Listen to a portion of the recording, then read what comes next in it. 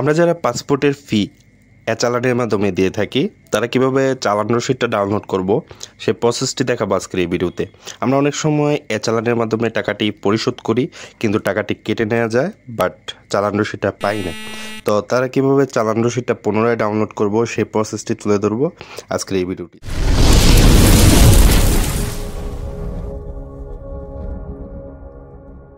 তো আমাদেরকে গুগল ক্রোমে আসতে হবে, আসার পর অনলাইন চালান ভেরিফিকেশন এটি লিখে আমাকে সার্চ করতে হবে।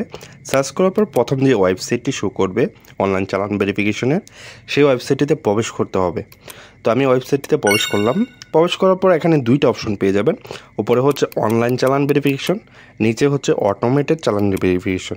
আপনারা যারা চালানের মাধ্যমে টাকাটি পরিশোধ করেন তারা অটোমেটেড চালান ভেরিফিকেশন এখানে চালান নাম্বারটা বসিয়ে জাস্ট ভেরিফাই অপশনে ক্লিক করলে আপনার চালান রসিদটা ডাউনলোড হয়ে যাবে। তো আমি আমার যেই চালান রসিদের নাম্বারটা এসএমএসের মাধ্যমে পেয়েছি সেই চালান রসিদের নাম্বারটা বসিয়ে দিলাম। বসিয়ে দেওয়ার পর আমার কাছে চালান রসিদটা বের হয়ে আসবে। তো আপনারা দেখতে পাচ্ছেন স্ক্রিনে কিন্তু আমার চালান রসিদটা বের হয়ে এসেছে। তো এখান থেকে আমি ডাউনলোড অপশনে ক্লিক করে বা প্রিন্ট অপশনে ক্লিক করে এটা ডাউনলোড করতে পারবো। তো এই ছিল আজকের ভিডিও, কীভাবে চালান রসিদ ডাউনলোড করতে হয়। তো আশা করি ভিডিওটি আপনাদেরকে বোঝাতে পেরেছি। ধন্যবাদ।